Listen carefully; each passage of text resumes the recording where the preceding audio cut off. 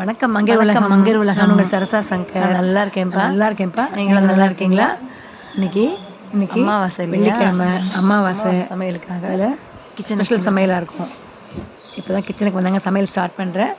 நார்மலாக வெள்ளிக்கிழமைனாலே சாம்பார் வச்சுருவோம். அமாவாசையால் எக்ஸ்ட்ரா 2 கூட்டு பொரியல் அது மாதிரி வச்சு பச்சடி அது மாதிரி எக்ஸ்ட்ரா டிஷ்ஷஸ் வச்சு தான் அமாவாசை படைக்கிறது. இன்றைக்கி என்ன சமையல் பண்ணுறேன்னு பார்க்கலாம் வாங்க. இது கொஞ்சம் பெரிய லென்த்து வீடியோவாக தான் இருக்கும். பொறுமையாக பார்க்குறவங்க ஸ்கிப் பண்ணாமல் பாருங்கள். இது என்னோடய ஃபஸ்ட்டு ட்ரை. இது எனக்கு சப்போர்ட் பண்ணுங்கள். நான் வழக்கமாக இந்த மாதிரி குக்கரில் தான் எப்போவுமே வைப்பேங்க. என்னோடய 40 இயர்ஸ் அந்த இதில் குக்கர் தான் எனக்கு ஈஸியாக இருக்கும். என்கிட்ட பெரிய பெரிய குக்கர்லாம் இருக்கும். இப்போ என் பையன் வீட்டில் தான் சமைச்சிட்ருக்கிறேன். ஸோ பெரிய குக்கரில் சாதம், அதுலேயே என்ன காய் வைக்கணும், பருப்பு வைக்கணும், எல்லாமே 1 by 1 மேலே அப்படியே அடுக்கிடுவேன். மொத்தமாக எடுத்து கடற்கடன்னு தாளிச்சிடுவேன். எனக்கு அப்படியே பழகிடுச்சு. இப்போவும் அதே மாதிரி தான். கீழே அரிசி கழுவி வச்சுட்டேன், மேலே பருப்பு வச்சுருக்கேன். பருப்பில் கொஞ்சம் மஞ்சத்தூள், பெருங்காயம், நெய் சேர்த்துருக்கேன். 2 பச்சை மிளகாய் போட்டிருக்கேன். அப்போ சாம்பார் டேஸ்ட்டாக இருக்கும். ஒரு சைடு வச்சாச்சு. உருளைக்கிழங்கு வைக்கிறதுக்கு அது இடம் இல்லை, அதனால் தனியாக சின்ன குக்கர் எடுத்து அதில் உருளைக்கிழங்கு வேக போட்டேன். வழக்கமாக அமாவாசைனாலே வாழைக்காய் தான் செய்வோம். அது அப்படி தான் செய்யணும்னு சொல்லுவாங்க. நாங்களும் அதான் செய்வோம். நேற்று இன்றைக்கி அமாவாசைங்கிறத மறந்துட்டு இருந்த வாழைக்காயெல்லாம் சூப்பராக முருமுன்னு சிப்ஸு போட்டு செம்மையாக சாப்பிட்டாச்சு. ஸோ இன்றைக்கி வாழைக்காய் இல்லை, இதுக்காக வாங்கணும். திரும்ப வாழைக்காய் வேண்டாங்கிறதால இன்றைக்கி உருளைக்கிழங்கு முடிவு பண்ணிட்டு உருளைக்கிழங்கு வேக வச்சுட்டேன்.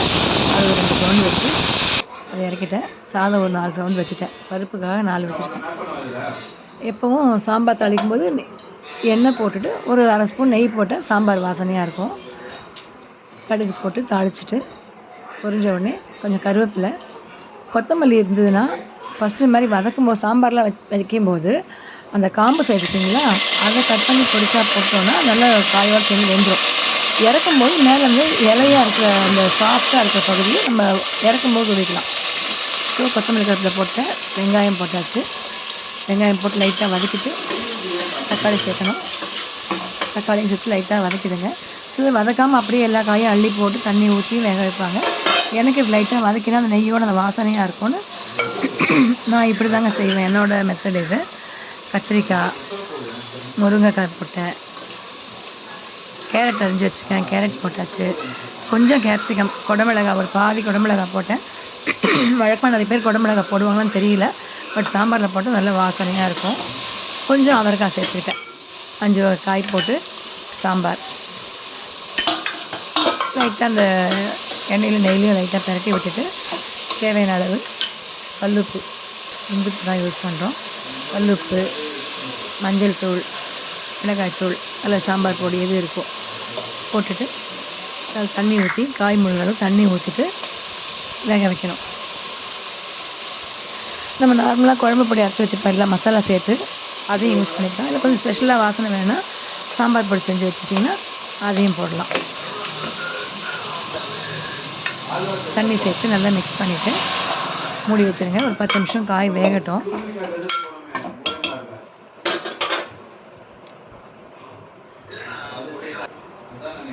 அதுக்குள்ளே அடுத்த இருக்கும் குக்கர் இருந்துட்டு உருளைக்கிழங்கு எடுத்துடலாம்.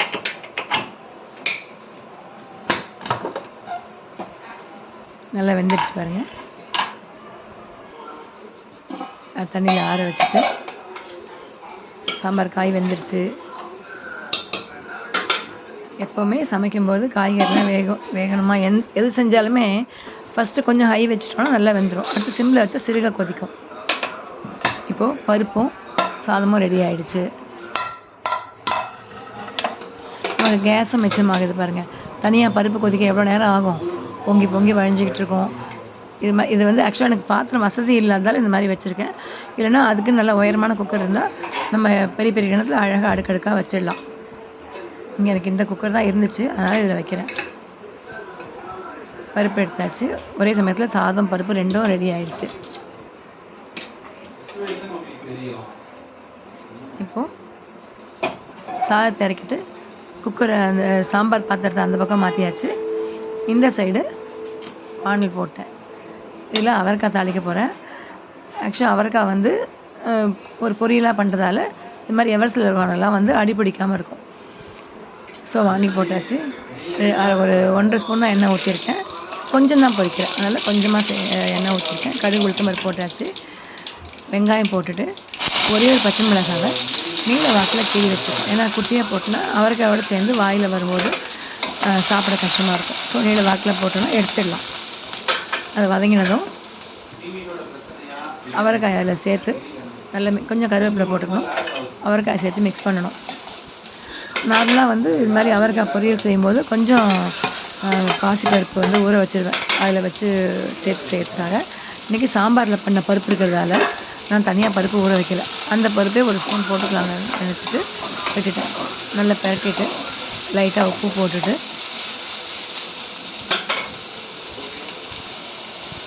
கொஞ்சமாக தண்ணி ஊற்றினா போதும். நிறைய ஊற்றினா ரொம்ப குழஞ்சி போயிடும், அந்த கலர் மாறிடும். மஞ்சத்தூளும் கொஞ்சமாக போட்டால் போதும்.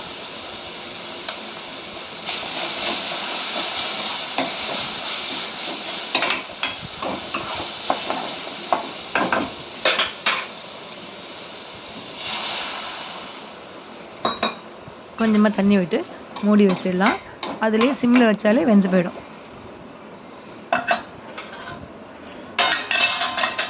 இப்போது இது வேகிறதுக்குள்ளே நம்ம உருளைக்கிழங்கு உரித்து ரெடி பண்ணிக்கலாம். அதுக்கு முன்னாடி சாம்பார் கொஞ்சம் புளி கரைச்சி வச்சுருக்கேன். காய் வெந்தாச்சு. ஸோ கரைச்சி வச்ச புளியை சேர்த்துட்டு அது ஒரு 5 நிமிஷம் கொதிக்கட்டும். அது கொதிக்கிறதுக்குள்ளே பருப்பு நல்லா பிளெண்டர் போட்டு வச்சுக்கலாம். இப்போ அவரைக்காயும் ஓரளவு வெந்துடுச்சு.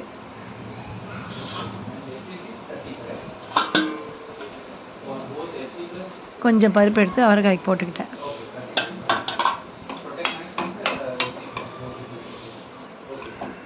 நம்ம தனியாக வேக வச்சா கொஞ்சம் அழுத்தமாக எடுத்துடலாம். இது கொஞ்சம் மொத்தமாக வெந்துடுச்சு குக்கரில், ஆனாலும் இதுவும் ரொம்ப டேஸ்ட்டாக இருக்கும். அவ்வளோதான். அந்த இருக்க பருப்பை நல்லா பிளெண்டர் போட்டு மசிச்சாச்சு. அதையும் நான் சாம்பார் சேர்த்துட்டேன். ஆக்சுவலாக மாங்காய் மிஸ்ஸிங் இன்றைக்கி. இந்த சீசன் தொடர்ந்து மாங்காய் போட்டு தான் சாம்பார், மாங்காய் போட்டு தான் மீன் குழம்புன்னு இருந்துச்சு. சீசன் முடியுது இல்லைங்களா? நேற்று இருந்த மாங்காயும் காலி ஆகிடுச்சு. இன்றைக்கி எதுவும் கடைக்கு போக வேண்டாம், இருக்கிறத வச்சு சமைக்கலான்ற மாதிரி முடிவு பண்ணிட்டேன். அதனால தான் மாங்காயும் வாங்கலை.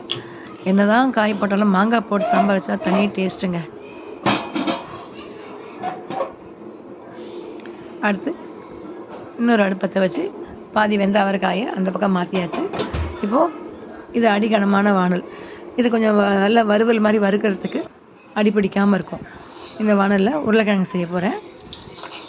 கொஞ்சம் கடுகு உளுத்தம் பருப்பு போட்டுட்டு, ஆக்சுவலாக வந்து கல்யாண வீட்டிலாம் செய்வாங்க இந்த மெத்தடு. இந்த மெத்தட் நீங்கள் செய்யலாம், செஞ்சு பாருங்கள். உருளைக்கிழங்கு வேக வச்சு எடுத்துக்கோங்க, கட் பண்ணி வச்சுக்கிட்டு இப்போ நான் செய்கிற மாதிரி செய்யுங்க.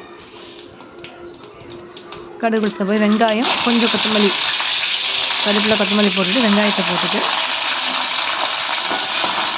லைட்டாக பரட்டினதும் தக்காளி ரெண்டும் ஓரளவு வதங்கட்டும். அது கொஞ்சம் வதங்கினதும் ரெடியாக வச்சுருக்க பட்டாணியும் போட்டுடணும். பட்டாணி ஆல்ரெடி ஊற வச்சு ரெடியாக இருக்குது. லைட்டாக வதக்கிட்டு உப்பு சேர்த்து, ஆக்சுவலாக அது கட் பண்ணி வச்ச அந்த உருளைக்கிழங்கு இப்போ சேர்க்கக்கூடாது. இப்போ சேர்த்தா குழஞ்சி போயிடும். அப்படியே வச்சுட்டு இப்போ நம்ம என்ன போட்டுக்கோமோ அதை மட்டும் வதக்கி கொஞ்சம் உப்பு, மஞ்சள் தூள், மிளகாய் தூள் சேர்த்துக்கணும்.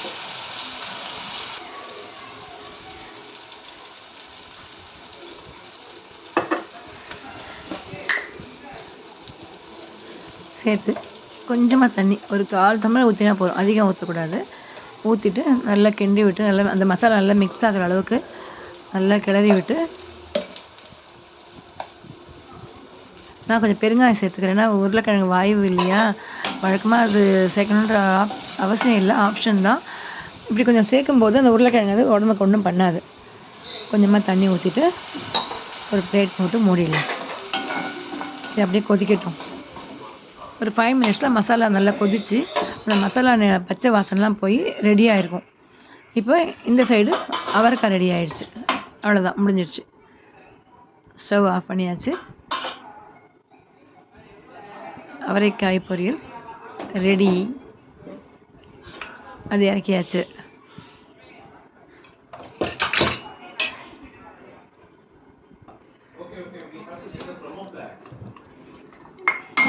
திரும்ப அந்த சென்டர் அடுப்பத்தை வச்சுட்டு சாம்பார் தாளித்து கொட்டிக்கிறேன். ஆல்ரெடி தாளிச்சிட்டிங்களே திரும்ப ஏன் தாளிக்கிறீங்கன்னு நினைப்பீங்க.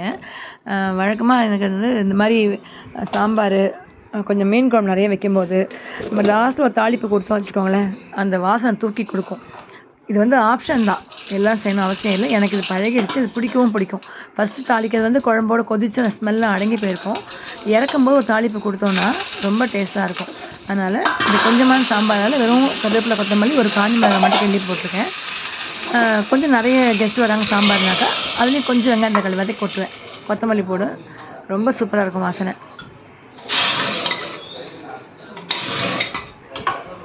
தாளித்து கொட்டும்போது எக்ஸ்ட்ரா நமக்கு கம்மன்னு இருக்கும். சாம்பார் ரெடி ஆகிடுச்சிங்களா. இப்போ பார்த்தீங்கன்னா இந்த உருளைக்கிழங்கு மசாலா போட்டிருந்தோம் பார்த்தீங்களா, இதுவும் ரெடி ஆகிடுச்சு. ஒரு 2 நிமிஷம் ஹையில் வச்சேன், அதுக்கடுத்து சிம்மில் வச்சுட்டேன். அந்த தண்ணிலாம் சுண்டி அந்த மசாலா கெட்டி ஆகிட்டுருச்சு. இப்போ அதுக்கடுத்து கட் பண்ணி வச்ச உருளைக்கிழங்கை இப்போ தான் போடணும். ஃபஸ்ட்டே போட்டு தண்ணியில் சேர்த்து வெந்ததுன்னா ரொம்ப குழஞ்சி போயிடும். இப்போ அந்த மசாலா வெந்ததும் இதை போட்டு பிரட்டும்போது உடையாமல் லேசாக கிளறி விடணும். நல்லா பதமாக கிளறி விட்டிங்கன்னா அந்த உப்பு காரம் எல்லாம் அதில் ஏறி நமக்கு சாப்பிடும்போது கரெக்டாகிடும். ஏன்னா ஆல்ரெடி வெந்து போயிருக்கு. அவ்வளோதான், மூடி வச்சுருங்க. இப்படி மூடி வச்சு சிம்மில் வச்சு ஒரு 2 முறை கிண்டி விட்டாங்கன்னா போகிறோம், ரெடி ஆகிடும். அடுத்து என்ன செய்யலாம், உருளைக்கிழங்க செக் பண்ணிக்கலாம். பாருங்கள் அந்த தண்ணிலாம் சுண்டி சூப்பராக நல்லா செவந்து வந்துடுச்சு பாருங்கள், செம்மையாக இருக்குது. பட்டாணி உருளைக்கிழங்கு வறுவலுங்கிறது ரொம்ப ருசியான ஒன்று. ஸோ அதுவும் ரெடி ஆகிடுச்சு. அதை அப்படியே அடுத்துக்கு மாற்றியாச்சு. ஸோ இப்போ 2 காய் முடிஞ்சிடுச்சு. 3வது பச்சடி செய்ய போகிறேன், கேரட் பச்சடி. வழக்கமாக கேரட் பச்சடி பச்சையாக போட்டு செய்வாங்க. இது என்னோடய மெத்தடு. எங்கள் அம்மா வீட்லையும் இப்படி பண்ணுவாங்க, என்னோடய மாமியார் வீட்லையும் பண்ணுவாங்க. இது ரொம்ப டேஸ்ட்டாக இருக்கும். இது ரொம்ப ஃபாஸ்ட்டாகவும் பண்ணிடலாம், ரொம்ப டேஸ்ட்டாக இருக்கும். எங்கள் வீட்டுக்கு வரவங்களுக்குலாம் செஞ்சு வச்சேன்னா இந்த பச்சடி எப்படி பண்ணிங்கன்னு கண்டிப்பாக கேட்டு ரெசிபி கேட்டுட்டு தான் போவாங்க. நீங்களும் ட்ரை பண்ணி பாருங்கள். கடுகு, கொஞ்சம் உளுத்தம்பருப்பு, கருவேப்பிலை கொஞ்சம் போட்டுக்கோங்க. பச்சை மிளகாய் வந்து கொஞ்சம் நீள வாக்கில் கீறி போட்டுக்கோங்க, வாயில் படாமல் இருக்கும். எப்போவுமே நான் ரொம்ப பொடிசாக போட மாட்டேன், நான் குழந்தைங்க வாயில் பட்டணும்னு அதே எனக்கு பழகிடுச்சு. வெங்காயம், தக்காளி, அப்புறம் வெள்ளரிக்காய் எடுத்து வச்சுருந்தேன் பச்சடி சேர்க்கறதுக்காக. இதுவே நிறைய இருந்ததால் நான் வெள்ளரிக்காயை சேர்க்கலை. வெறும்னா வெங்காயம் தக்காளி மட்டும் தான் வதக்கிறேன். கேரட்டை வந்து கொஞ்சம் நல்ல பெரிய துருவல் இருக்குங்களா, பெருசு அது துருவிக்கோங்க. ரொம்ப நைஸாக இருக்கிறது வேணாம், அதில் போட்டு அப்படியே வந்து கெட்டியாகிடும். அப்படி ஆகாமல் இது வந்து தனித்தனியாக பொடப்பொடன்னு தெரியும். இது கொஞ்சம் வதங்கினதும் நம்ம துருவி வச்ச கேரட்டை அதை சேர்த்துருங்க. நான் கொஞ்சம் ஒரு அரை உருளைக்கிழங்கு எடுத்து வச்சுருக்கேன். நான் வறுவலுக்காக பண்ண உருளைக்கிழங்குல ஒரு அரை உருளைக்கிழங்கு எடுத்து வச்சுருக்கேன். அது என்ன பண்ணுறேன் லாஸ்ட்டாக சொல்கிறேன். இப்போ இந்த கேரட்டை மட்டும் நல்லா போட்டு வதக்கிட்டு உப்பு சேர்க்கணும். தேவையான அளவு உப்பு தூவி நல்லா வதக்கி அப்படியே விட்டுருங்க. தண்ணிலாம் ஒன்றும் ஊற்ற வேண்டாம். இந்த லைட்டாக வதங்கினதுலேயே ஒரு அரை வேக்காட்டாக வெந்து போயிடும்.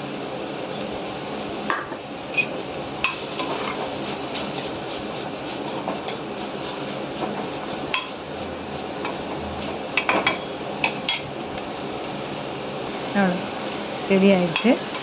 அப்படியே ஸ்டவ் ஆஃப் பண்ணிடுங்க. இந்த சூட்லேயே வெந்துடும். நல்லா ஆறட்டும், ஒரு 10 நிமிஷம் அப்படியே ஆற விட்டுருங்க.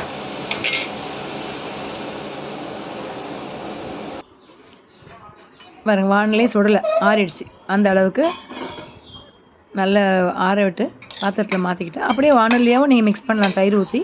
நான் பாத்திரத்தில் மாற்றிக்கிட்டேன். நல்லா ஃபுல்லாக அதில் எடுத்து போட்டுட்டு நமக்கு தேவையான அளவு தயிர் சேர்த்துக்கணும். உப்பு வந்து ஆல்ரெடி போட்டு வதக்கிட்டோம் இல்லையா, அதனால் இப்போ அந்த எடுத்து வச்ச உருளைக்கிழங்கு அதில் போட்டுக்கோங்க. உருளைக்கிழங்கும் தயிரோடு சேர்த்து சாப்பிடும்போது ரொம்ப டேஸ்ட்டாக இருக்குங்க. இது ஆப்ஷன் தான், பட் போட்டிங்கன்னா ரொம்ப டேஸ்ட்டாக இருக்கும். நமக்கு எவ்வளோ தயிர் வேணுமோ அந்தளவு தயிர் நல்லா சேர்த்துட்டு மிக்ஸ் பண்ணிட்டிங்கன்னா தயிர் பச்சடி, அதாவது கேரட் தயிர் பச்சடி ரெடி.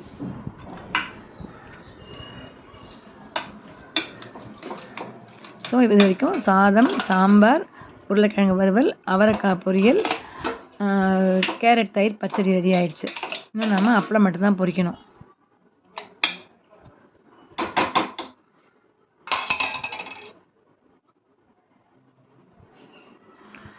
உங்கள் வீட்டில் அமாவாசைக்கெலாம் என்ன பண்ணுவீங்க, என்ன சமைப்பீங்க, எனக்கு நீங்களே கமெண்ட் பண்ணுங்கள். டிஃப்ரெண்ட்டாக இருந்ததுன்னா நானும் கற்றுக்குறேன். எனக்கு சொல்லுங்கள். இதுவும் ரெடி ஆகிடுச்சு. இப்போது சமையல் ரெடி ஆகிடுச்சு. சமையல் என்னென்ன சமைச்சிருக்கோம் பார்க்கலாமா? வரீங்களா? அப்பளம் மட்டும் பொரிக்கணும். அதுக்கு முன்னாடி என்ன சமைச்சிருக்கேன்றதை உங்களுக்கு காமிச்சிட பாருங்கள். சாதம், 5 காய் போட்டு சாம்பார், கம்மன் இருக்கு சாம்பார். மாங்காய் தான் மிஸ்ஸிங். கேரட் தயிர் பச்சடி, உருளைக்கிழங்கு வறுவல், தயிர், அவரைக்காய் பொரியல். இப்போ இந்த கேப்பில் நான் அப்பளத்தையும் பொரிச்சிட்டேன். ஸோ அப்பளமும் ரெடி ஆயிடுச்சு. அவ்வளோதான். எங்கள் மாமா படத்துக்கு பொட்டெலாம் வச்சு பூ போட்டு விளக்கேற்றியாச்சு. இலையில படையெல்லாம் போட்டாச்சு. நல்லபடியாக அமாவாசை படையெல்லாம் முடிஞ்சிருச்சு. உங்கள் வீட்லேயும் இப்படி பண்ணிங்கன்னா எனக்கு கமெண்ட் பண்ணுங்கள். வீடியோ பிடிச்சி லைக் பண்ணுங்கள், ஷேர் பண்ணுங்கள், சப்ஸ்கிரைப் பண்ணுங்கள்.